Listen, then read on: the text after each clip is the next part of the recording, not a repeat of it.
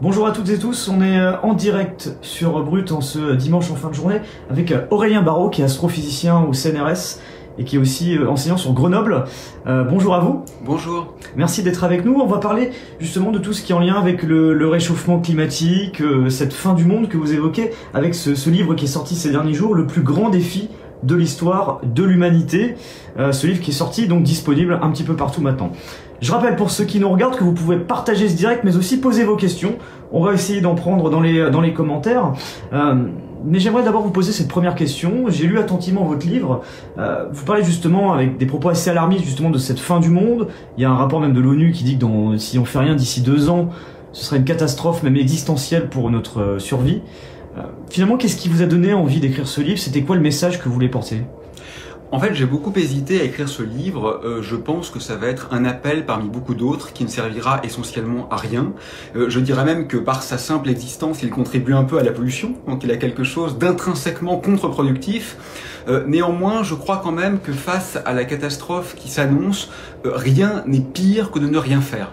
Donc il y a quelques mois, avec mon amie l'actrice Juliette Binoche, on avait lancé une tribune dans Le Monde et mon père m'avait dit « Bon, c'est bien beau d'être alarmiste, mais il faudrait quand même peut-être aussi donner des ébauches de solutions. » Donc l'idée du livre, c'était évidemment pas de donner des clés pour sauver l'humanité, sauver la nature, sauver les animaux, parce que je ne suis pas compétent pour ça. Il y a des écologues qui sont beaucoup plus à même de répondre en détail, mais c'était de dire peut-être quand même qu'il y a quelque chose de cohérent à aller un peu au-delà de la mise en garde et à proposer quelques pistes pour tenter, non pas de sauver le monde, hein, je ne me prends pas pour le Messie ou pour le prophète, mais en tout cas pour tenter quand même d'aller un tout petit peu plus avant et de ne pas en rester simplement au cri d'alarme.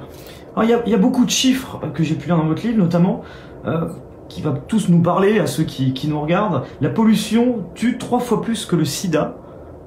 C'est vrai qu'on parle beaucoup du sida, parfois moins des conséquences de la pollution sur notre santé. Ça veut dire que chaque année, il y a des millions de personnes qui sont touchées, qui meurent de la pollution. Il y a une autre comparaison qui est peut-être plus parlante encore, c'est qu'en France, durant les 4 dernières années, qui hélas ont été pourtant sanglantes de ce point de vue, la pollution a tué 800 fois plus que le terrorisme. Alors évidemment, ça n'excuse pas le terrorisme, il n'y a aucun doute là-dessus, mais ça devrait quand même peut-être nous inviter à prendre la mesure, ou plus exactement la démesure, de cette catastrophe. Je pense que si nous étions rationnels, si nous étions cohérents, nous devrions être en état d'urgence environnementale depuis bien longtemps. Et ce n'est manifestement pas le cas, parce que soyons clairs, la transition, que moi j'aimerais plutôt appeler une révolution écologique, n'a toujours pas commencé. Donc on est face à un problème de santé publique qui est absolument majeur. Ce sont des chiffres officiels, hein, ce ne sont pas des élucubrations d'hurluberlu, ce sont vraiment des chiffres documentés, que d'ailleurs le président de la République lui-même a repris. Et vous imaginez, le chef de l'État reconnaît qu'il y a 50 000 décès par an dus à la pollution, et alors ? Si on avait le 10e de cela dû à n'importe quoi d'autre, on serait tous dans un état d'effervescence incroyable. La presse ne parlerait que de ça, on ferait la une de tous les journaux, on serait en état d'alarme maximum. Mais là, pour une raison mystérieuse, bah oui, c'est la pollution, donc finalement, c'est un peu comme si c'était ce que l'on était, notre ontologie qui se dévoilait et qui nous menait à notre perte d'une façon acceptable. Moi, je ne pense pas que ce soit acceptable. Alors, justement, est-ce que la vie aujourd'hui, elle est en péril? Je parle pour que ce soit les animaux, mais aussi les êtres humains. Nous sommes aujourd'hui 7 milliards sur Terre. Oui, je crois qu'en effet, on m'a reproché, on m'a tout reproché de toute façon, mais on m'a en particulier reproché l'utilisation du terme « fin du monde ». Donc, je peux peut-être m'en expliquer en quelques mots, parce que moi, je suis astrophysicien. Je sais bien que la planète Terre, qui est une planète tellurique, va continuer de tourner autour du Soleil, hein, même si on fait les pires dégâts possibles. Donc évidemment, en ce sens, le monde, la Terre, va continuer d'exister, et probablement la vie va continuer d'exister en tant que telle. Mais enfin, c'est quoi ce qu'on appelle le monde? Le monde, c'est pas un caillou qui flotte dans l'espace, n'est-ce pas? La beauté, le sens, le merveilleux, le magique de ce monde, c'est cette incroyable diversité du vivant, c'est ce fragile qui résulte de plusieurs millions d'années d'évolution extrêmement subtile, avec des bifurcations, avec des interruptions, avec des reprises, et qui donne naissance à ces millions d'espèces qu'on ne devrait même pas qualifier par le terme de biodiversité. On rate toute la magie, toute la poésie si on dit ça. C'est juste la beauté de ce qui donne un sens à notre existence. Et ça, bien sûr, c'est en péril. Donc on le sait depuis quelques jours par le dernier rapport officiel, environ 1 million d'espèces sont menacées d'extinction à court terme. Mais moi, ce que j'aimerais dire, c'est que au-delà des espèces, il est indispensable de penser en termes d'individus. Vous voyez, si je vous dis par exemple 6 milliards d'hommes vont mourir demain, c'est un drame. Pourtant, l'espèce humaine ne serait pas menacée. Donc, il ne faut pas simplement penser en termes d'espèces. Les vivants sont des individus singuliers. Et en ce moment, ce qu'on observe, c'est que les populations animales sont en train de s'effondrer, même au sein des espèces qui ne sont pas menacées. Et donc, pour répondre à votre question en un mot, oui, la vie sur Terre aujourd'hui est en train de péricliter.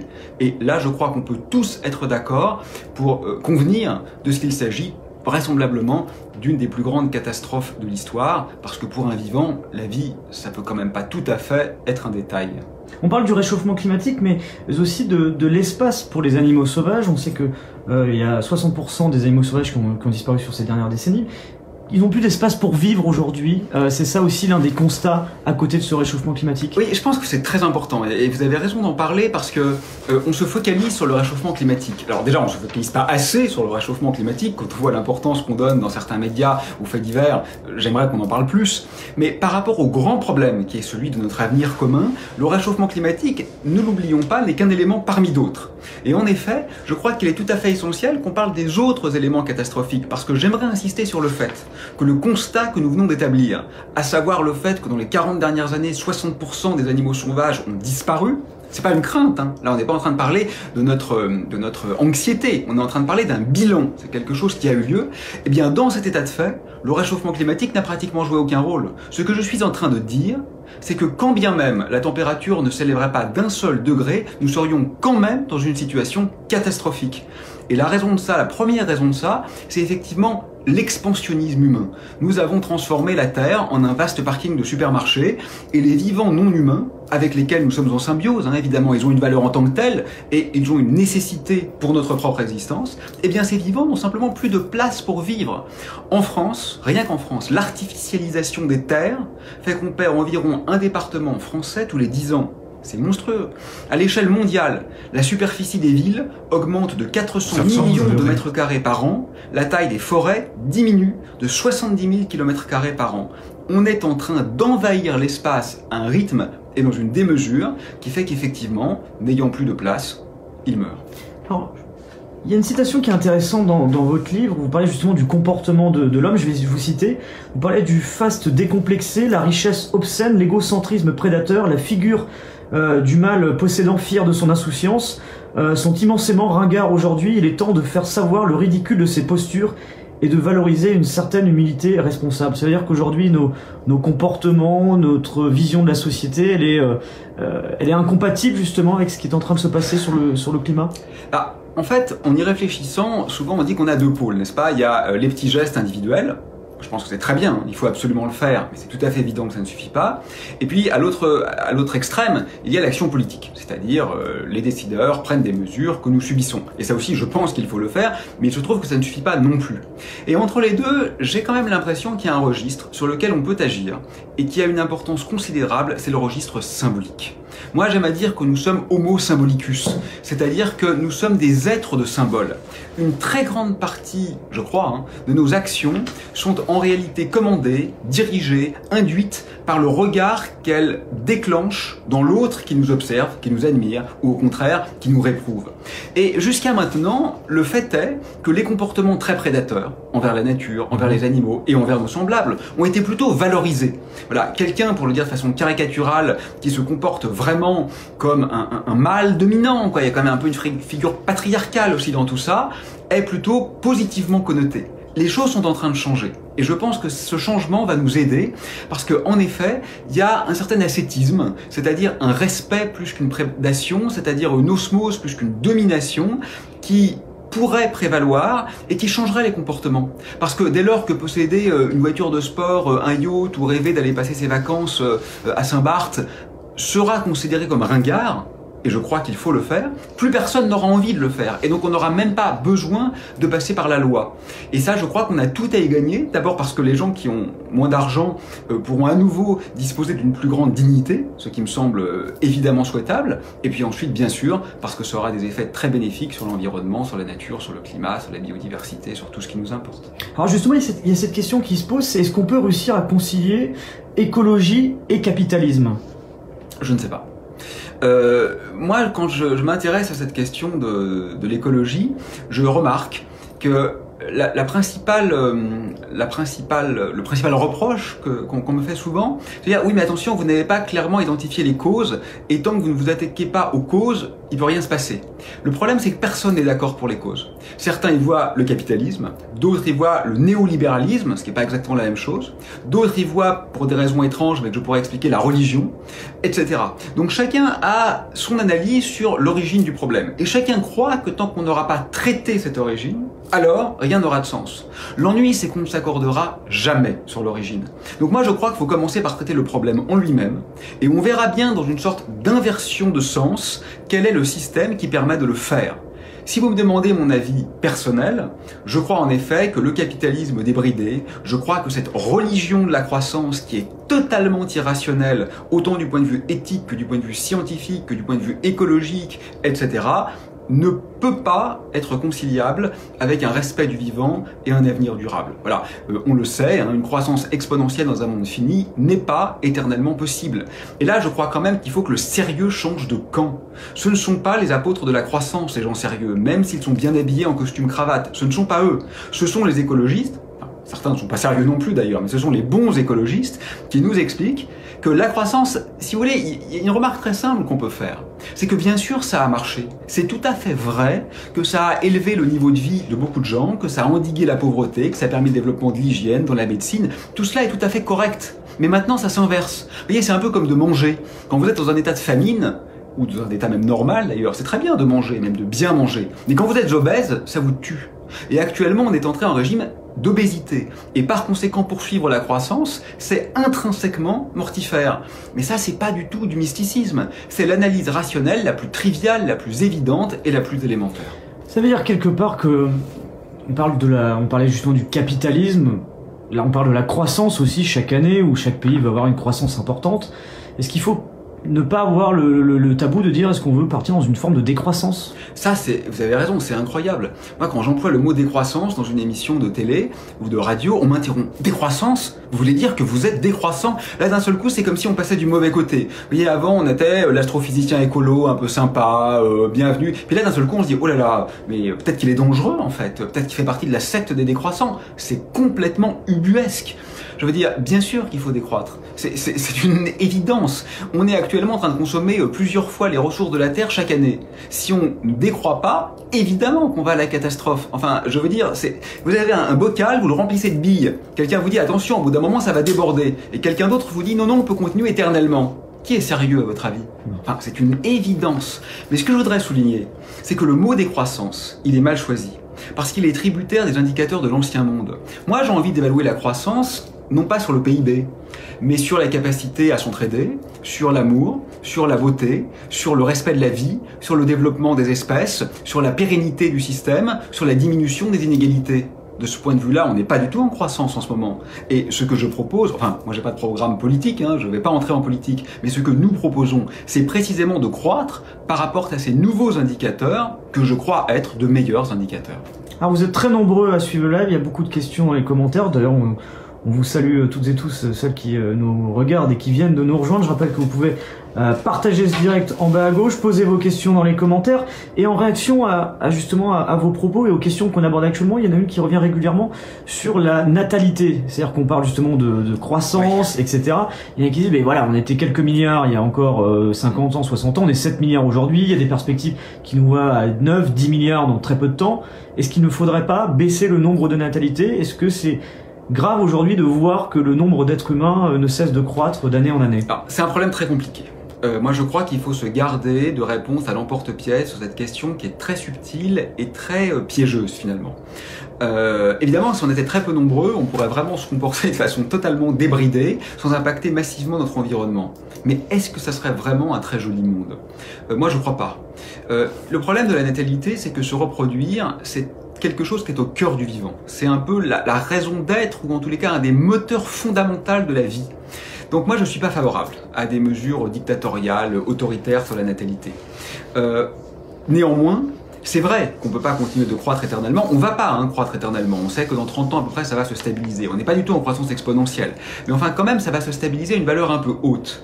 Donc moi je serais favorable à ce qu'on tente effectivement de faire baisser la population humaine, mais pas par des mesures autoritaires, ça c'est pas possible, surtout dans les pays pauvres, ça serait un geste outrageusement colonialiste que personnellement je réprouve de façon très claire. Et vous savez ce qui fait baisser la natalité? C'est pas les mesures autoritaires. Enfin, ça peut le faire, mais c'est pas la bonne manière de le faire.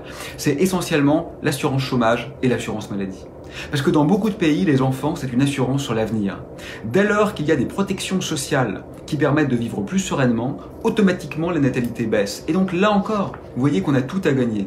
On peut prendre des mesures qui sont à la fois bonnes pour la nature et bonnes pour l'interaction entre les hommes. Et justement, vous l'évoquez dans votre livre, vous parlez, il y a un terme qui m'a marqué, c'est celui de sérénité sociale, salaire minimum et maximum. Est-ce que vous pouvez un peu nous expliquer en quoi consiste cette idée de sérénité sociale qui permettrait d'aller justement dans le sens d'un monde meilleur? Bon, d'abord, c'est peut-être mes propres convictions, et comme toujours, on fait des liens conscients ou inconscients entre les causes qu'on défend. Bon, donc là, je peux tout à fait plaider ma partialité, mais j'ai aucun problème avec ça.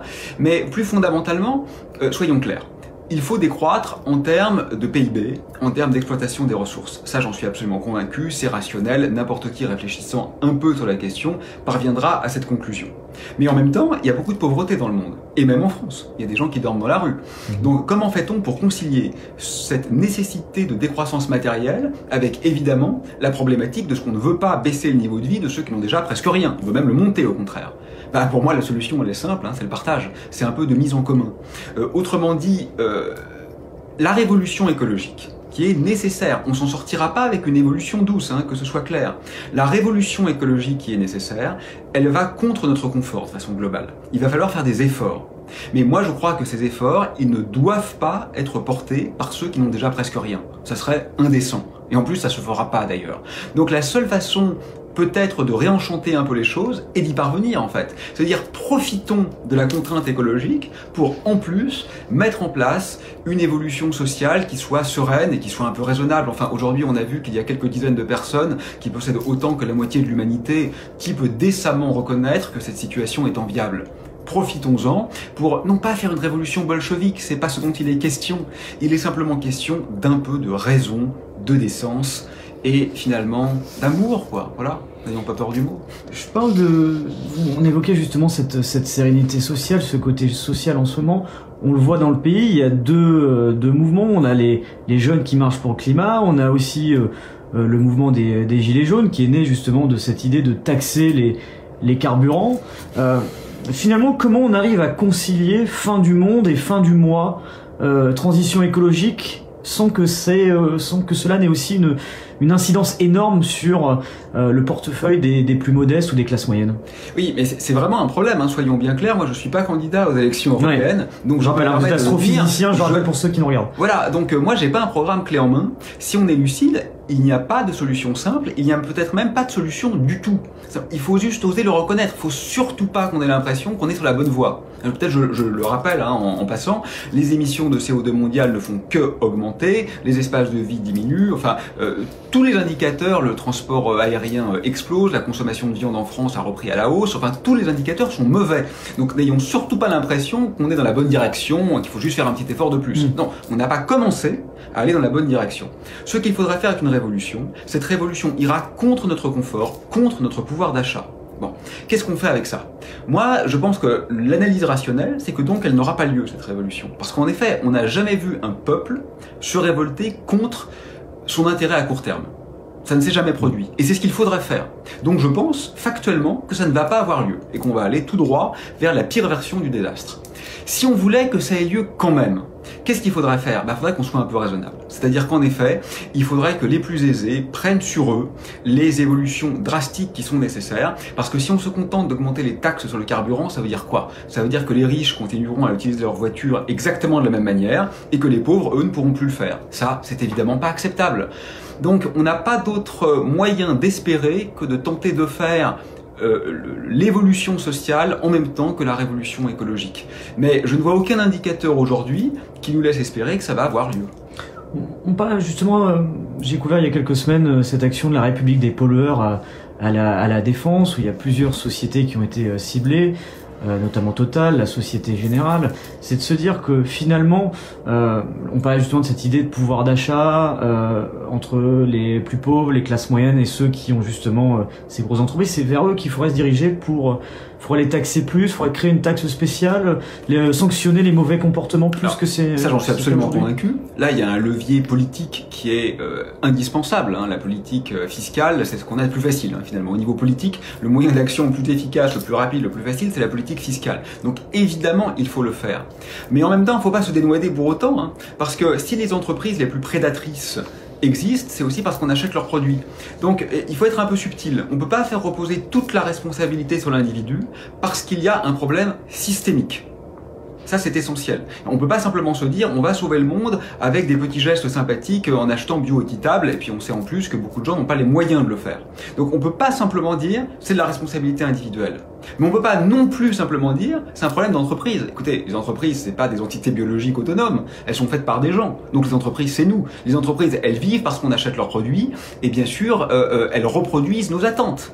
Donc tout ça est imbriqué, le levier fiscal existe, mais il ne peut pas être complètement déconnecté d'un environnement global qui fait qu'il faut juste renoncer à un certain rapport au monde, qui est un rapport dans lequel l'hubris, c'est-à-dire l'excès technologique, a pris le pas sur des valeurs fondamentales évidentes de rapport au vivant que nous avons perdu, si tant est que nous les ayons effectivement jamais possédés.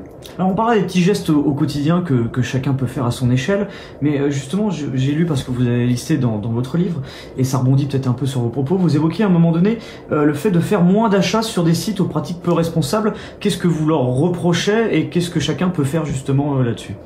Oui, donc peu responsable, tout est dans le mot, mais enfin on sait quand même qu'il y a des très très grosses entreprises extraordinairement riches qui ne paient pratiquement pas d'impôts, par exemple, qui tuent le commerce de proximité, qui ont non seulement un comportement qui est socialement irresponsable avec leurs employés et qui est écologiquement dramatique parce qu'elle favorise beaucoup de transport de colis et d'acheminement de colis, parfois par voie aérienne, etc., et sans parfois respecter les contraintes les plus élémentaires, ou le bon sens le plus élémentaire. Ça, moi je crois que dans la mesure du possible, il faut arrêter.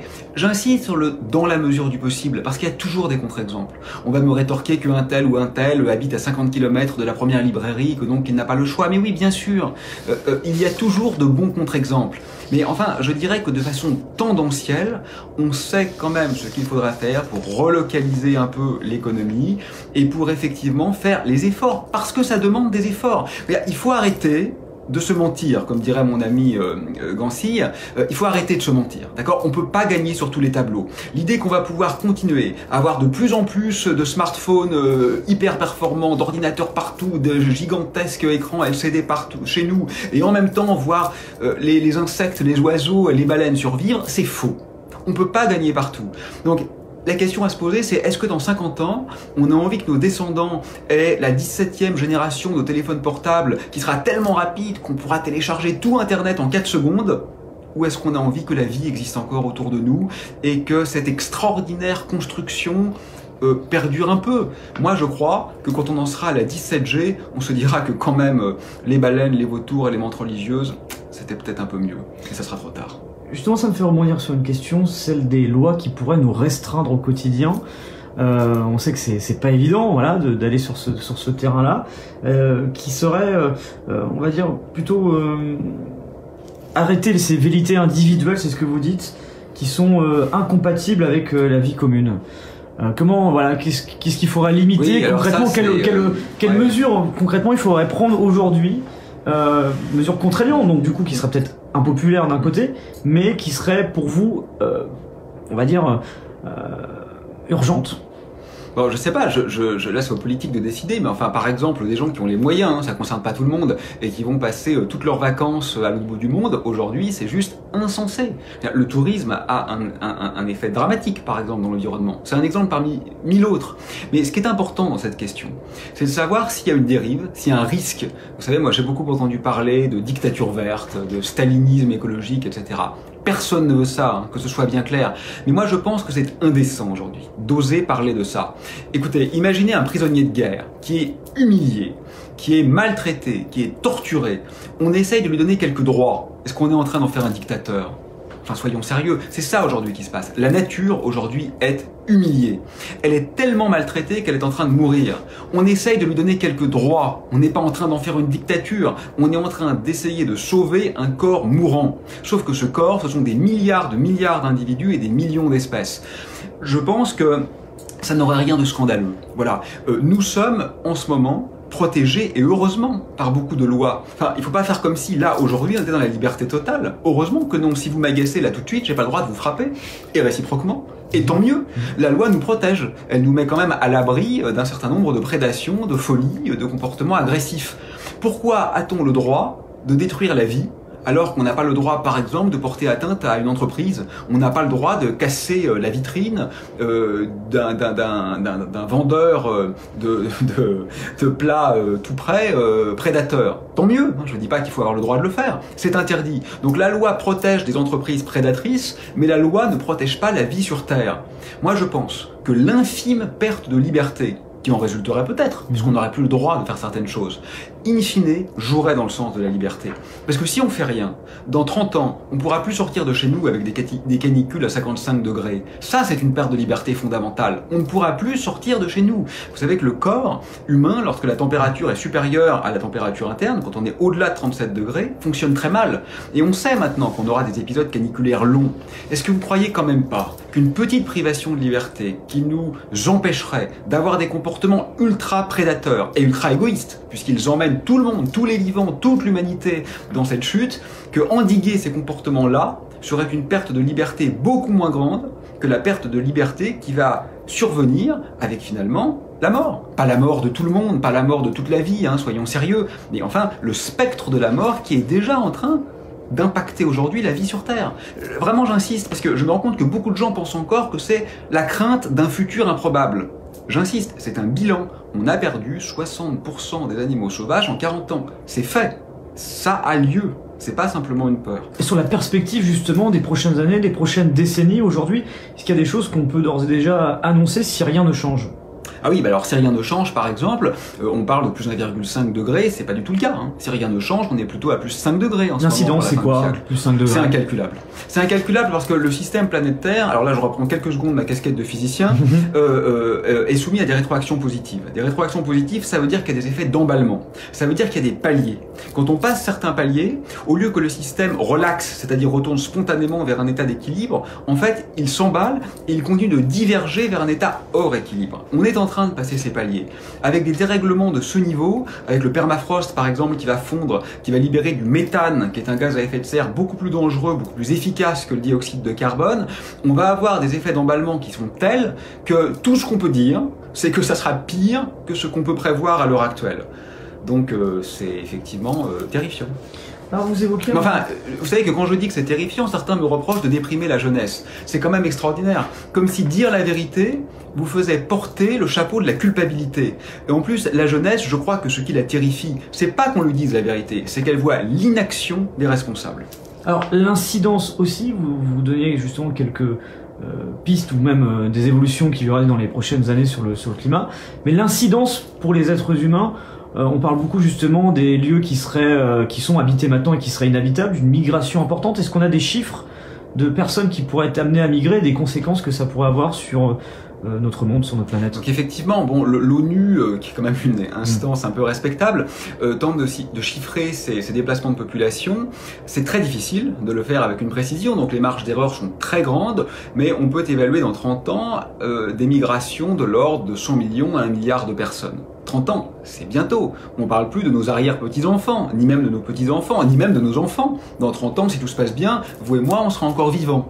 Donc ce sont des choses qu'on va connaître. Écoutez, quand on voit la manière dont l'Europe s'est comportée indignement face à la crise des réfugiés syriens, que nous avons en grande partie laissé mourir devant nos frontières closes, alors qu'il s'agissait d'1 ou 2 millions de personnes. Comment pensez-vous que nous allons gérer 500 millions de personnes? Vous croyez que les frontières vont s'ouvrir en disant « Venez chez nous, venez, je vous en prie, ici c'est plus tempéré, vous êtes bienvenus ». Évidemment non. Hélas, ça sera la guerre. Et là encore, soyons bien clairs, c'est pas une prédiction apocalyptique, millénariste. Moi, je suis pas un vendeur de peur, j'ai rien à gagner dans cette affaire. C'est une analyse rationnelle, factuelle. Si on analyse à partir des données historiques, c'est ce qui va se passer. Donc là, évidemment, on voit que l'humanité est directement touchée, et au-delà de l'humanité, que la vie est directement touchée. Qu'est-ce que vous répondez justement aux climato-sceptiques? Justement, vous, indirectement, vous disiez, voilà, on n'est pas là pour faire peur, on n'est pas là... Aujourd'hui, on entend encore parfois, on a même vu à la télévision il y a quelques jours, certains discours qui veulent minimiser, ou en tout cas... Alors écoutez, moi je crois que je vais changer de stratégie. Il y a quelques années, les climato-sceptiques, il fallait les combattre. Aujourd'hui, il faut les ignorer. Ce sont au mieux des rigolos, au pire des criminels. J'ai rien à dire à ces gens-là. Vous évoquez un terme qui revient régulièrement, vous l'avez évoqué dans cette interview, mais aussi dans votre livre, le terme de révolution. Je vous cite, plusieurs révolutions fondamentales sont sans doute à effectuer à l'occasion de cette urgence écologique. Quelles sont-elles exactement, s'il y avait des pistes à donner concrètement? Oui, alors soyons brefs, clairs et exhaustifs, une révolution politique, d'accord? Il y a des petites choses qui sont pas mal, il y a le pacte mondial pour l'environnement qui se met en place, tout ça c'est très bien, mais c'est des petites choses. La révolution, je crois, c'est vraiment de redéfinir nos attentes, de nous extraire de la religion de la croissance. Mauvaise religion, parce que dans la spiritualité, il y a des choses très belles. Peut-être qu'il faudrait d'ailleurs même réinventer aujourd'hui une certaine sacralité. Ça, c'est une mauvaise religion. Ensuite, au niveau économique, là aussi il y a des choses très bien dans les petites choses, par exemple le pacte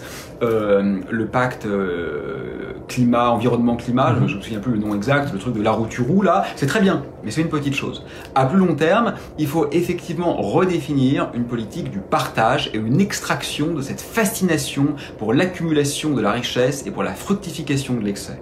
Au niveau symbolique, on l'a déjà dit, je crois qu'il faut revoir ce qui est aujourd'hui un regard mélioratif et un regard péjoratif en valorisant les comportements raisonnables, tendanciellement ascétiques et, je dirais, respectueux de la vie humaine et animale.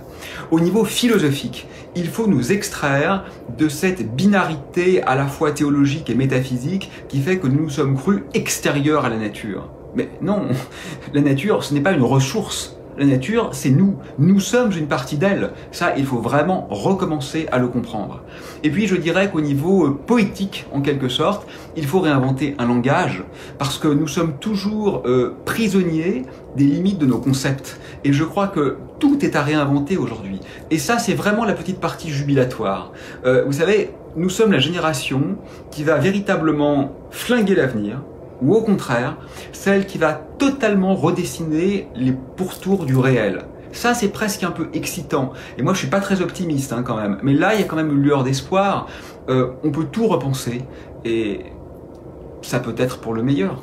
Vous évoquez ces idées d'un point de vue collectif, au point de vue du monde, d'un point de vue individuel, on en parlait vaguement tout à l'heure avec les sites aux pratiques peu responsables que vous dénoncez, mais quels petits gestes on peut faire au quotidien d'un point de vue plus général? Je parle pour moi, pour vous, pour tous ceux qui nous regardent actuellement sur cela, qui se disent, bon bah voilà, moi je suis touché par ces questions-là, mais en même temps, peut-être je fais des choses dans mon quotidien, mais est-ce qu'il n'y a peut-être pas des choses à faire en plus? Qu'est-ce qu'on peut faire en plus pour respecter plus notre environnement et limiter ce que vous évoquez depuis tout à l'heure? Alors là, je crois qu'il faut être clair. Bon, les petits gestes, faut vraiment le dire et le marteler, ne suffisent pas. On ne sauvera pas le monde comme ça. Néanmoins, ne pas les faire, c'est quand même ce qu'il y a de pire. Parce que c'est se mettre dans une posture de dire jouissons une dernière fois, quoi. C'est trop tard, donc jouissons encore maximalement. Ça, c'est complètement idiot d'ailleurs, parce que c'est trop tard pour éviter des catastrophes, mais c'est jamais trop tard pour éviter que ce soit encore pire. Donc je suis favorable aux petits gestes. Alors quels sont-ils? Bon, il y a tout ce qu'on sait, tout ce qui est évident de recyclage, quand on a les moyens d'utiliser du bio, etc. Tout ça est bien connu. Mais moi je pense que les petits gestes les plus fondamentaux, c'est quand même de freiner la consommation.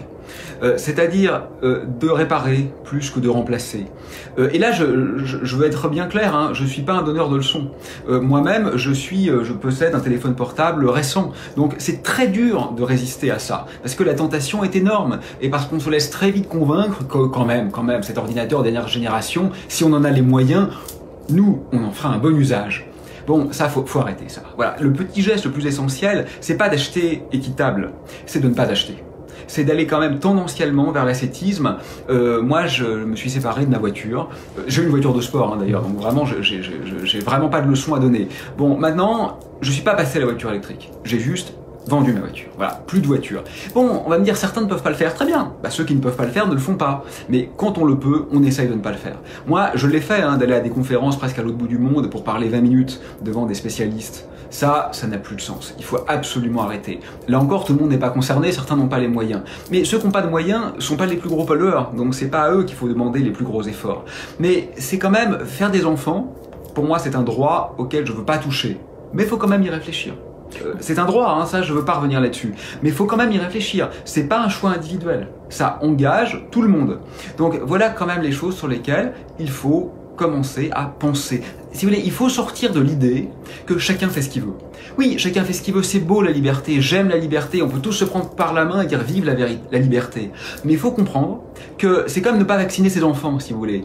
Non seulement c'est grave pour ses enfants, mais c'est grave pour les autres. Parce que la vaccination, elle n'a de sens que si presque tout le monde est vacciné. Parce que ceux qui n'ont pas les moyens de se payer le vaccin ou ceux qui ne sont pas protégés par le vaccin risquent de mourir si vous ne vaccinez pas vos propres enfants. C'est pas une décision individuelle. C'est pareil pour l'écologie. Quand vous mangez de la viande, c'est pas une décision individuelle. Vous tuez un être vivant sensible et vous participez maximalement à la pollution.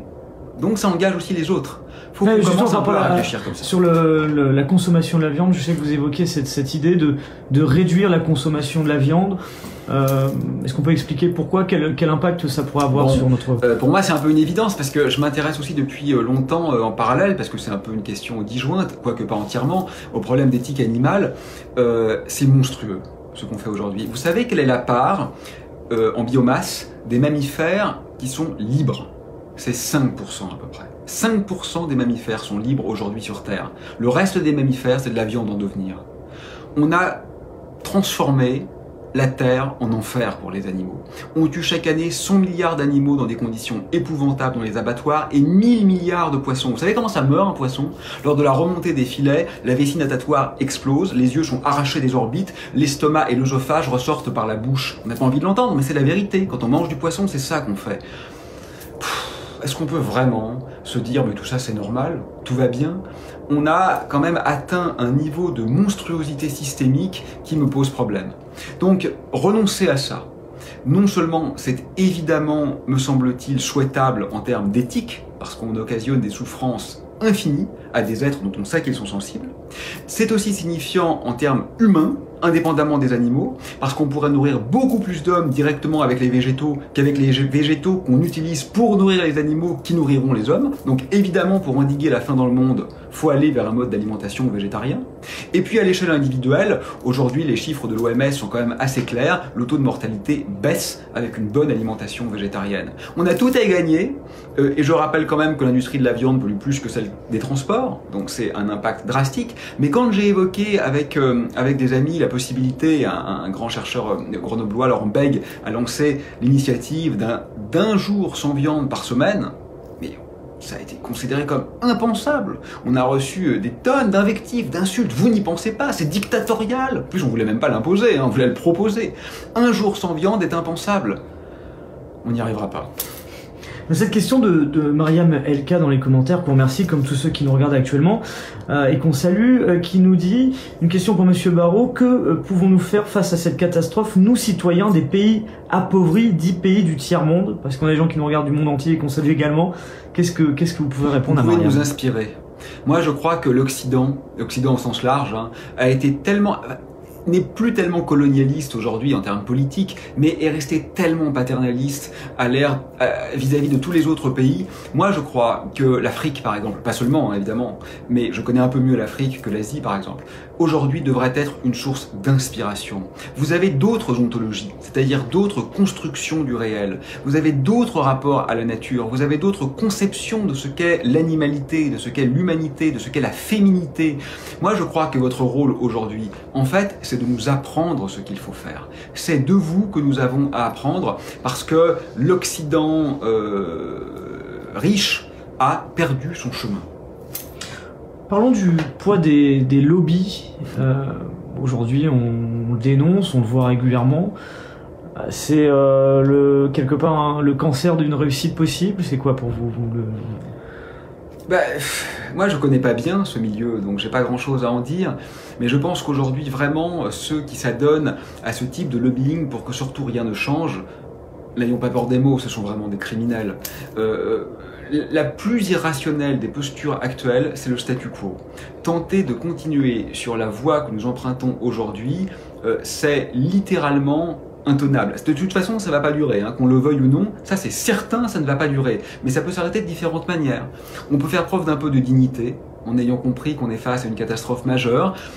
Il y aura quand même une catastrophe majeure, mais on peut la rendre, d'abord l'amenuiser, et puis profiter de cette opportunité pour créer de nouveaux liens, de nouveaux pactes avec le vivant, des réseaux d'entraide, faire quand même quelque chose d'un peu beau dans cette situation critique. Ceux qui vraiment s'évertuent, est-ce que surtout rien ne change pour se gaver une dernière fois, pour sucer comme ça jusqu'à la moelle, quoi, l'os de la croissance mortifère, je sais pas, je les comprends pas en fait. Et qu'est-ce que vous pensez du greenwashing, justement? Alors ça aussi c'est compliqué parce que le greenwashing en tant que tel c'est condamnable. En même temps ça peut être le début d'une prise de conscience. Le problème c'est que c'est un peu tard. Il y a 40 ans, on savait déjà tout ça. Si on voulait le savoir, on le savait déjà. Il y a 40 ans c'était pas mal de commencer un peu à faire évoluer les mentalités. Aujourd'hui, se dire on continue avec les mêmes objets technologiques, mais on s'arrange pour que, je sais pas moi, le papier soit un petit peu mieux recyclé ou qu'on pollue un petit peu moins en produisant le silicium de telle ou telle façon, c'est ridicule. On n'en est plus là. Donc, je le condamne pas stricto sensu, parce que si à la place du greenwashing on fait rien du tout, c'est encore pire. Donc autant quand même le mettre en avant pour qu'il y ait une conscientisation, mais surtout pas pour s'acheter à peu de prix une bonne conscience écologique. Ça c'est certain, ça ne suffit pas. Et cette question de... Alors qui passe très vite parce qu'il y a beaucoup de commentaires de Frédéric qui nous dit, une question à Monsieur Barraud, que proposez-vous pour changer et agir durablement sur les comportements au niveau national? Au niveau national, on a quand même de la chance en France. Il y a beaucoup de gens pauvres, mais on est quand même un des pays les plus riches du monde, en moyenne. Donc, premier problème, première action que je vois de façon évidente, redistribution. Il ne s'agit pas, j'en ai ras-le-bol qu'on me caricature, il ne s'agit pas d'instaurer un communisme maoïste du jour au lendemain, ni même d'ailleurs à long terme. Personne ne veut ça, tout le monde sait que ça a été un échec. Mais enfin, pour moi, déjà, l'existence d'un salaire minimum est une évidence, pour une société élaborée c'est une évidence, une diminution du temps de travail est une évidence, enfin quand même, le travail c'est un moyen, c'est pas un but, n'est-ce pas? On a quoi comme temps aujourd'hui pour s'aimer, pour inventer, pour créer, pour parler, pour disserter, pour faire ce qui fait que nous sommes des vivants, quoi? Est-ce qu'on a vraiment envie de travailler comme ça à la chaîne? La plupart des travaux sont pas extrêmement épanouissants, donc diminuer le temps de travail... Combien de temps? Je sais pas, mais faut qu'on... Voilà, Enfin, comment contester que c'est un progrès quand même? Aujourd'hui, on aurait les moyens de travailler très peu et de vivre de façon décente. Non, on préfère travailler encore plus pour gagner plus, pour avoir plus d'objets techniques, pour pouvoir plus voyager, pour pouvoir plus polluer, pour pouvoir plus s'imposer en termes de domination. Mais cette figure de l'homme-dieu prédateur, non seulement elle est terriblement ringarde, et en plus elle détruit tout sur son passage. Les autres vivants, et nous-mêmes, les plantes, les animaux, ce qui fait la beauté et le sens du monde. Mais je crois aussi à un salaire maximum, moi. Parce que, un peu de décence quand même. Je veux dire, un peu de décence, qu'il y ait des inégalités, c'est la vie, c'est le monde. Mais il y a un niveau d'inégalité qui confine à l'obscène. Je sais très bien que c'est dur à faire. Là, on se dit, ok, c'est un utopiste, mais si on le fait, les très riches, ils vont partir. Oui, bah oui, je sais bien. Il faut que ce soit global. Si nos gouvernants ne sont pas capables de se mettre autour de la table des négociations et de tenter de faire en sorte qu'on puisse survivre, ils ne servent à rien. Ce sont des polichinelle, je veux dire. Donc moi je pense qu'il est quand même temps que les gens prétendument sérieux aient des comportements sérieux. S'ils ne peuvent pas sauver la vie face à la plus grande catastrophe de notre histoire, mais pourquoi sont-ils payés? Pourquoi sont-ils élus? Enfin, c'est leur rôle. C'est leur rôle. Tout le monde sait ce qu'il faudrait faire, et on se dit ces gens qui sont prétendument des élites, qui sont surdiplômés, qui sont choisis, pour la plupart, par leur peuple, ne sont pas capables d'en parler parce que non, ça va pas marcher. Et pourquoi ça marcherait pas? On sait ce qu'il faut faire, on est en danger critique, ils nous représentent, ils sont censés être intelligents et rationnels. Bah qu'ils le fassent. Ça me permet de rebondir justement, ça fait 2 ans maintenant et quelques jours que Emmanuel Macron est à la tête de la France. Quel bilan vous faites un peu sur ces 2 premières années, sur le plan écologique, sur la lutte contre le réchauffement climatique? Monsieur Macron parle bien. Pas toujours d'ailleurs, je pense qu'en termes symboliques, il gagnerait peut-être là aussi un certain ascétisme et puis à sortir un peu comme ça de cette figure du gestionnaire. Je pense qu'il faudrait aller plus quand même vers une économie de l'amour plus qu'une gestion de la finance. Mais au-delà des mots, il faut quand même des actions. On ne peut pas se contenter de donner l'impression que les choses vont bien ou qu'on a pris conscience des choses. Au bout d'un moment, il faut le faire. Vous savez qu'on a encore vu les émissions de CO2 augmenter à l'échelle mondiale et à l'échelle locale, c'est-à-dire au niveau français, l'année dernière. Nous ne sommes pas dans la bonne direction. Oui, tendanciellement, pour quelques industries, ça va plutôt mieux. Oui, il y a des efforts qui sont faits. Monsieur Macron sait qu'il faut faire des choses. Je crois simplement qu'il n'a pas du tout pris la mesure de l'amplitude de la catastrophe. Nous n'en sommes plus à des mesures symboliques. Nous n'en sommes plus à infléchir doucement le système pour que peut-être dans 50 ans ça marche. Non, non. Si c'est pas radical, sincère et effectif à court terme, les conséquences seront désastreuses. Mais en même temps, je le comprends. Il n'a pas été élu pour ça. Donc c'est aussi notre faute, c'est pas la sienne. Nous élisons des représentants qui ne s'engagent pas dans un programme écologique révolutionnaire. Donc c'est normal qu'il ne le fasse pas. Après tout, il est cohérent avec lui-même. Donc moi, c'est pas à Monsieur Macron que je fais le reproche, c'est à nous avant tout. Les écolos font toujours des scores minables aux élections. Peut-être qu'ils sont mauvais d'ailleurs. Hein. Moi, je les connais pas personnellement. Je dis pas qu'il faut voter pour telle ou telle formation. J'en sais rien à dire vrai. Mais enfin, j'imagine que quelqu'un, et ça sera pas moi, qui se présenterait avec un programme écologiste révolutionnaire recueillerait quoi, 0,5% des voix. C'est notre faute. On ne le veut pas, on ne l'a pas. C'est cohérent. Mais à ne pas le vouloir, on se suicide. C'est un problème de conscience dans la société ? C'est un problème de conscience, un problème d'inertie, et c'est un problème aussi, là encore, de symbole. Nous n'avons pas compris de quel côté est le sérieux, le rationnel, et finalement, le sensé. Nous avons perdu le sens du monde, pour le dire comme mon ami le philosophe Jean-Luc Nancy. Alors, au sein de ce gouvernement, il y a eu l'expérience de Nicolas Hulot, qui est quand même reconnu pour avoir un discours quand même assez engagé. Finalement, il est parti au bout d'un an. Qu'est-ce que ça vous a amené comme réflexion au final sur son expérience, sur son départ rapide? Certains ont parlé d'impuissance politique. Mais oui, mais je crois que Nicolas Hulot était sincère, et certains de ses prédécesseurs l'étaient aussi, et d'autres dirigeants actuels sont sincères. Moi, je ne vais pas rentrer dans l'archétype du tous pourri. Il y a parmi nos dirigeants des gens sincères, mais ils n'y arrivent pas. Ils n'y arrivent pas, bien sûr, il y a le poids des lobbies, bien sûr, il y a l'inertie, mais comme on le disait il y a quelques instants, ils n'y arrivent pas parce qu'ils n'ont pas été élus pour ça. Moi, j'habite à Grenoble. Le maire de Grenoble est étiqueté écolo. Je le connais pas bien. Enfin, on s'est vu 2-3 fois. Je le connais un peu, mais moi, je suis pas du tout affilié à son parti. Je vais pas faire partie de son équipe municipale. Hein. J'ai rien à gagner. Moi, je crois qu'il fait ce qu'il peut. Il pourra faire plus, sans doute. Il pourra faire mieux, sans doute. Mais bon, il essaye un truc. Mais j'entends dans les petits cafés du centre-ville où je travaille le matin, les commerçants sont scandalisés parce que le chiffre d'affaires a baissé de 2%. Parce qu'effectivement, il y a un peu moins de voitures en ville. Écoutez, moi je comprends que les commerçants ont des loyers à payer, des salaires à payer, des emprunts à rembourser, je leur jette pas la pierre, mais si on ne fait pas cet effort-là, on est foutu. Donc c'est pas qu'un problème de dirigeants, on a aussi les dirigeants qu'on mérite. Faut quand même que nous, on décide de nos priorités. Et actuellement, on n'en fait pas une priorité. C'est ça le problème, c'est que si on était tous d'accord, le peuple, on pourrait faire une révolution pour faire triompher l'économie contre nos méchants dirigeants. Mais c'est même pas le cas en ce moment, on n'est pas d'accord. Le peuple, et j'en fais partie, hein, nous ne voulons pas, en fait, aujourd'hui la révolution écologique, parce qu'elle irait contre notre confort à court terme. Donc puisque personne ne le veut, bah, ça n'a pas lieu, c'est normal. De par le bilan que vous faites aujourd'hui, dans votre livre, de votre expérience, s'il y avait un message aujourd'hui adressé au président de la République, ce serait lequel ? Moi, je l'ai déjà dit une fois, mais je pense pas qu'il m'écoute, il a autre chose à faire, je le comprends très bien. C'est qu'il est face à une responsabilité sans précédent. Donc, soit il et tous les autres, hein, pas spécialement lui, soit il est celui qui aura été le dernier dinosaure d'un monde à l'agonie et qui aura quand même une responsabilité tragique par rapport au futur parce qu'il savait plus que tous ses prédécesseurs.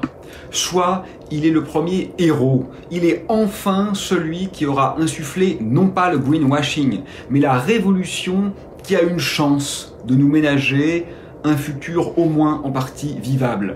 Moi je crois quand même que quand on est président de la République, la tentation d'être un super-héros devrait être grande. Pourquoi veut-il rester dans l'histoire? Pour avoir été un bon ou un mauvais, on verra, gestionnaire? Ou pour avoir été celui qui a gagné la guerre contre la fin de la vie? Moi, je crois que je me laisserais tenter à sa place. Cette question qu'on se pose, parce qu'il y a beaucoup de réactions dans les commentaires, et c'est de se dire comment rendre l'écologie populaire auprès de ceux qui s'intéressent avant tout au pouvoir d'achat. Mais j'en sais rien. J'en sais rien. Certains parlent de l'éducation. Oui, bah, l'éducation, évidemment, elle est nécessaire. Et je suis content que vous en parliez, parce que l'autre jour, dans une émission de télé, on m'a dit, bon, quand même, hein, la bonne nouvelle, c'est que les jeunes, eux, ils vont prendre ça en main. Mais c'est pas vrai du tout. La plupart des jeunes s'en foutent, exactement comme leurs parents et leurs grands-parents. Il faut surtout pas se convaincre que, bon, on va s'en sortir grâce aux jeunes. Vous savez, nous les vieux, enfin moi les moyens et puis les vieux, ils ont été jeunes avant, hein. Les jeunes deviendront des vieux cons comme tout le monde. Donc il faut surtout pas croire que cette génération va nous sauver. Il y a une prise de conscience, c'est certain, il y a une indifférence chez la plupart. Comment sensibiliser? Je sais pas. Moi je pense que peut-être de temps en temps il faudrait poser nos smartphones et puis aller voir qu'une forêt c'est juste beau à en mourir, quoi. Mais on va pas prendre les gens de force et les emmener en forêt. De toute façon, ça pourrirait les forêts. Donc, c'est un problème sans solution. Vous évoquez le rapport aux médias, ou même d'un point de vue général. Des fois, il y a certains mots que certains ont du mal à entendre, à se dire, voilà, on parle de révolution, de guerre, d'essayer parfois d'aller... on échangeait même là-dessus, sur le côté de vouloir toujours avoir un mot positif, mais finalement, c'est pas possible d'en avoir un. Bon, pour moi, le mot positif, comme je vous le disais, c'est que tout est à réinventer. Ça, c'est quand même excitant, parce que beaucoup de générations ont été dans le suivisme, dans l'inertie de ceux qui les précèdent, et finalement ont vécu sur les acquis de papa-maman. Nous, si on fait ça, on va crever. Peut-être pas nous individuellement, peut-être pas tout le monde, hein, bien sûr, soyons raisonnables, mais tendanciellement, on va crever. Donc, on a la nécessité de tout réinventer. Ça, moi, je trouve ça chouette quand même, je trouve ça excitant, quoi, je trouve ça enthousiasmant, parce que tout réinventer, c'est économique, c'est politique, c'est poétique, c'est presque sémantique. Faut réinventer un langage, faut réinventer un mythe aussi, parce que jamais rien ne s'est fait sans un système du monde. Vous savez, le mythe, pour celui qui le vit, c'est le nom du monde en tant que tel. Donc, on a tout à refaire, ça c'est plutôt chouette, et on voit bien que même s'il n'y avait aucun problème écologique, on a quand même un gamin qui crève de faim toutes les 5 secondes, donc tout n'irait pas bien, donc il y a un problème social. On peut essayer de le traiter en même temps. Oui, probablement on va vers la catastrophe, mais il y a quand même un petit espoir. Non pas que tout aille bien, hein, ça c'est pas possible, mais que on profite de cette catastrophe pour régler aussi beaucoup d'autres problèmes. Ça serait pas mal, mais il faut qu'on le prenne à bras le corps. Il y a une question de Kelly dans les commentaires qu'on remercie, qui nous dit croyez-vous en la résilience de la planète? Peut-elle se régénérer ainsi que les espèces si on diminue la pression qu'on lui inflige aujourd'hui? Alors oui et non, même si on diminue pas. Probablement, si on diminue pas, on va aller au crash, et puis au bout d'un moment, la biodiversité va sans doute revenir. On pense que ça prendra quelques millions, peut-être 10 millions d'années. Bon, mais moi je m'en fous de ça. Ce qui m'intéresse, c'est pas les espèces, c'est les gens. Les gens qui sont morts dans d'atroces souffrances, seront morts pour toujours. Moi, si je vous dis, oui, bah votre petit ami va mourir, mais c'est pas grave, hein, il y a un homme qui naît toutes les secondes, enfin j'en sais rien, sur Terre, vous en fichez. Parce que l'être que vous aimez, vous l'avez perdu pour toujours. Donc, ce qu'il faut bien comprendre, c'est que c'est pas simplement un problème de régénérer les espèces. Oui, à très long terme, sans doute ça se fera. Et alors, les douleurs infligées auront été telles que ça aura été une catastrophe. Donc ça, c'est ma première réponse. La deuxième réponse, c'est que bien sûr, si on fait des efforts drastiques, les impacts seront bien moindres. Et si on perd 100 000 espèces, c'est pas la même chose que si on en perd 2 millions. Donc dans tous les cas, il y aura des dégâts, mais l'amplitude des dégâts est évidemment conditionnée à nos comportements. Donc on est à un stade, faut pas dire où tout est encore possible, hein. Ça c'est se mentir ça, mais où on peut quand même effectivement compter encore sur une certaine forme de résilience. Mais là vraiment ce plancher-là, ce palier-là, on est en train de le passer et de le perdre. Alors en même temps que cette interview se déroule, j'apprends une information, c'est qu'un Pierre Medevielle, qui est sénateur UDI, s'apprête à rendre un rapport d'information concernant l'herbicide de Monsanto. C'est une information de nos confrères du Parisien et je cite: rien ne prouve la cancérogénité du glyphosate. Voilà, sur le glyphosate, qu'est-ce que vous en pensez? D'ailleurs, ce terme-là, cette phrase, cette citation. Alors, d'abord, du point de vue épistémologique, rien ne prouve, c'est complètement idiot, parce qu'on ne prouve jamais rien en science. C'est-à-dire que, oui, rien ne prouve jamais rien. Moi, je ne peux pas vous prouver quelque chose, ce n'est qu'une question de fiabilité et de niveau de confiance. Donc, rien ne prouve que c'est mortel, rien ne prouve que c'est pas mortel. Alors, on va pas aller loin comme ça, hein. Rien n'est jamais prouvé, comme pour un vaccin. Ce qui compte, c'est la balance bénéfice-risque. Vous n'aurez jamais la preuve qu'il est totalement inoffensif, ni la preuve qu'il vous guérit à 100%, enfin, qui vous protège à 100% de la maladie. Donc, faut arrêter avec ce n'est pas prouvé que, cette phrase n'a aucun sens scientifiquement.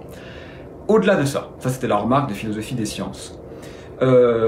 C'est compliqué le glyphosate, parce que les pesticides, c'est une calamité. C'est probablement la première cause de disparition des espèces que nous évoquions tout à l'heure avec l'atrophie des espaces de vie. Donc lutter contre les pesticides, contre l'agriculture qui dévaste les sols, et accompagner la reconversion des agriculteurs, parce qu'il ne faut pas que ce soit eux qui portent les frais, il faut le faire. Le cas particulier du glyphosate, moi je me prononce pas parce que, en effet, faut pas non plus dire n'importe quoi. Et il y a quand même des éléments d'analyse qui peuvent laisser entendre que ce produit-là en particulier n'est effectivement peut-être pas cancérigène. Il n'en demeure pas moins qu'il peut quand même avoir un impact sur la biodiversité et il n'en demeure pas moins que beaucoup d'autres sont très dangereux. Là, je pense qu'il faut raison garder. Moi, je suis pas spécialiste de ce dossier. Et on a même cette phrase aussi qui dit « Nous sommes aujourd'hui dans un climat d'hystérie collective qui voudrait que l'on supprime tous les pesticides. » Et oui, c'est vrai qu'il y a un climat d'hystérie collective, mais dans les deux sens, dans tous les sens. Le débat est devenu hystérique. Faut sortir de ça, un peu de bienveillance. Faut arrêter avec cette condescendance, cette suffisance qui fait que certains pensent tout savoir sur tout. Certains pesticides ont permis d'endiguer la famine en permettant certaines cultures dans certaines zones du globe. C'est pas les pesticides intrinsèquement qui sont condamnables, c'est la monstruosité à laquelle nous sommes arrivés aujourd'hui sans raison gardée et sans remise en cause et sans envisager le fait que le monde que nous avons construit n'est pas le seul monde possible. Ça, c'est la pire violence qu'on puisse faire à la pensée. Vous, président de la République, imaginons. Alors je sais que vous m'avez dit depuis tout à l'heure, je veux pas m'engager en politique. Imaginons, voilà, vous êtes au pouvoir, vous avez les manettes, avec tout ce que le constat que vous faites aujourd'hui, s'il y avait, allez, on va dire, 3, voire peut-être 5 mesures, si on peut aller jusque là, à prendre immédiatement, voilà, aujourd'hui on est là, vous avez le pouvoir, il faut y aller tout de suite. Vous savez, si moi j'étais président, c'est que les choses iraient bien. Parce que ça voudrait dire qu'on a donné la parole à quelqu'un qui a fondamentalement un discours qui est inaudible. Donc ça n'arrivera pas.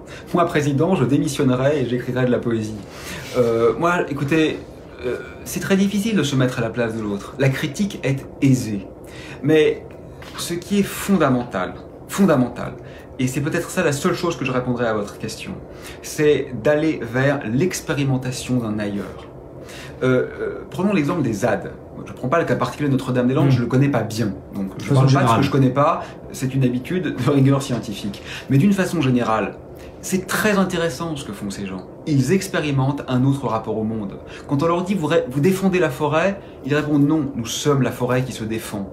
C'est très beau comme phrase. Alors peut-être qu'il y a des imposteurs dedans, j'en sais rien, j'étais pas là. Mais en tout cas, à titre d'expérimentation, c'est nécessaire. Si j'étais aux commandes, ce que je tenterais, c'est par tous les moyens possibles d'explorer d'autres chemins, de sortir de cette autoroute qui nous mène à l'impasse et sur laquelle on accélère. Je n'ai pas de solution clé en main, parce que c'est un problème difficile. La seule chose qui est sûre, c'est que ne rien faire, rester dans le statu quo, se dire surtout, continuons à vendre plus de voitures chaque année, mais comme on a quand même bonne conscience, on va essayer de vendre des voitures hybrides plutôt que des voitures thermiques. Ça, c'est ridicule. On peut pas s'en sortir comme ça. Eh bien oui, mais alors, ça veut dire que les employés de Renault ou de Peugeot vont perdre leur emploi? Oui, peut-être. Et bah donc du coup, faut les aider. Et donc du coup, il faut évidemment que ce soit pris en charge collectivement. Et donc du coup, il faut partager. C'est un problème systémique. Il faut envisager des solutions drastiques, mais drastiques pas au sens d'une révolution bolchevique, et encore moins bien sûr d'une révolution fasciste, au sens en fait simplement de ce que une situation dramatique demande des mesures qui n'ont pas encore été imaginées. Et c'est ça qui manque aujourd'hui aux politiques. C'est le courage d'envisager un ailleurs radical. Vous pensez que votre discours il est inaudible aujourd'hui? Je sais pas. En tout cas, moi, voilà, il y a un instant, voilà, arrêtez de le porter. Si j'étais, mais ça n'arrivera pas. Je suis fatigué. Ouais. Et puis il faut laisser la parole à d'autres. Voilà, je l'ai déjà dit plusieurs fois, et donc là je vais vraiment le tenir, parce que il y a des vrais experts, je ne le suis pas. Il y a des écologues, il y a des spécialistes des glaciers, il y a des spécialistes de la biologie.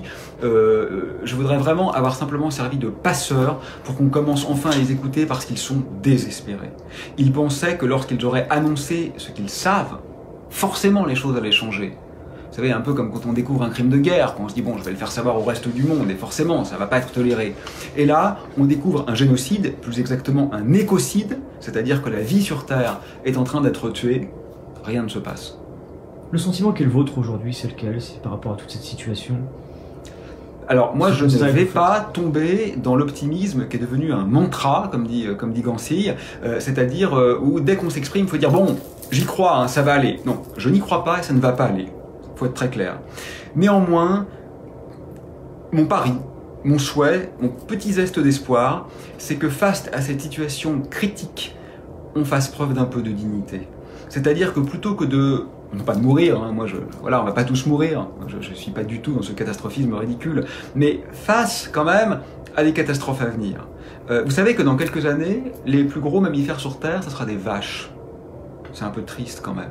Vous savez que les requins qui existent depuis des dizaines de millions d'années, aujourd'hui sont en train de disparaître, même les requins, on le sait, les ours, etc., mais même les requins.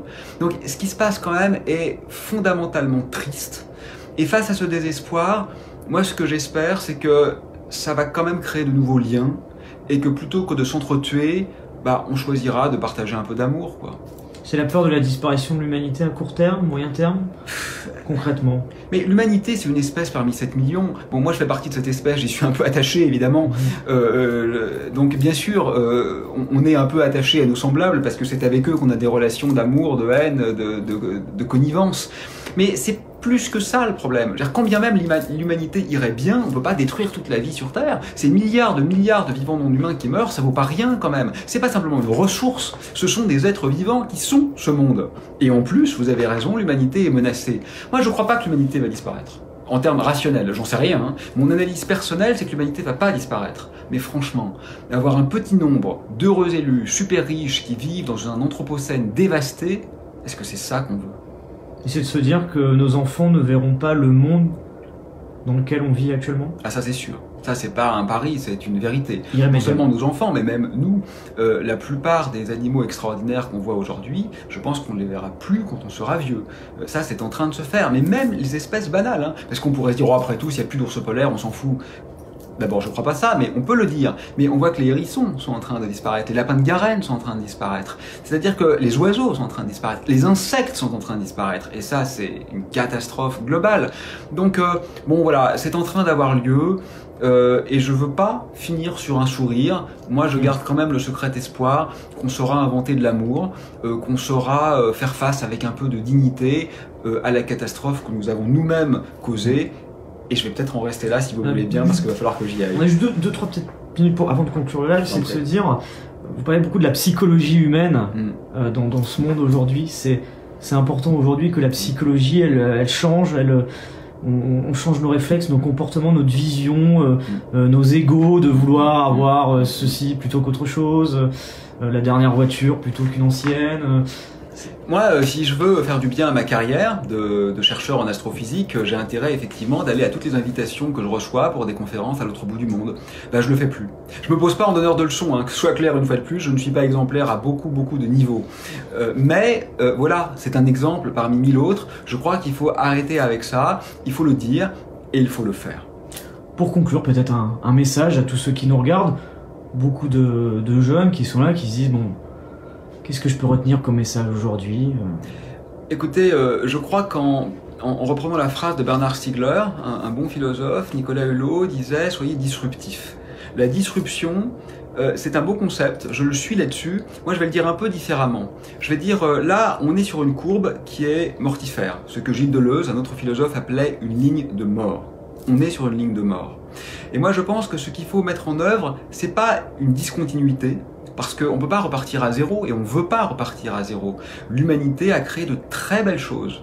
L'humanité s'est sortie d'un certain nombre de problématiques, de famines, pas partout hélas, mais à certains endroits, de maladies, avec brio. Et puis voilà, on est quand même l'espèce qui a donné Bach, Léonard de Vinci et Einstein, quoi. C'est pas mal quand même tout ça.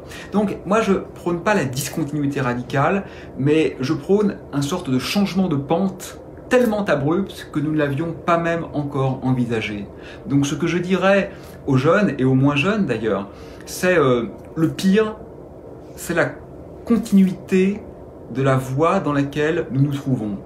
Essayons des ailleurs. Moi je suis pas génial, donc je n'ai pas trouvé l'ailleurs qui fonctionne, mais j'ai espoir que de jeunes génies trouvent effectivement un rapport au monde qui ne solutionnera pas tout, ça c'est impossible, mais qui nous laissera une chance. Je voulais vous remercier sincèrement, Aurélien Barraud, ça faisait plusieurs mois qu'on souhaitait vous avoir en interview. Et j'ai été un peu chiant, pardon. Non, mais je suis ravi qu'on ait pu vous avoir aujourd'hui parce que je considère que c'est une interview qui est passionnante sur un sujet qui est majeur et important.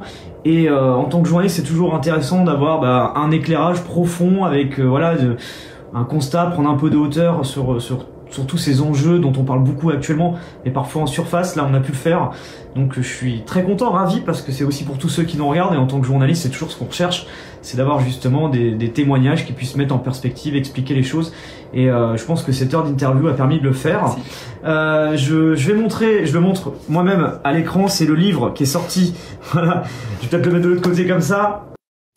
Comme ça, vous le verrez bien. Il est juste là. Voilà, c'est le livre d'Aurélien Barraud. Donc, le plus grand défi de l'histoire de l'humanité qui est sorti.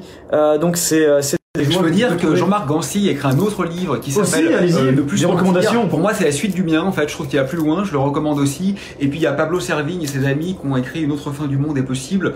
Ça poursuit en fait la petite réflexion que j'ai faite et je les recommande également. L'ensemble de cette interview à retrouver tout de suite sur ce live. Le lien de cette vidéo, pour encore le commenter, le partager dans quelques instants. On mettra aussi la vidéo sur la chaîne YouTube de Brut.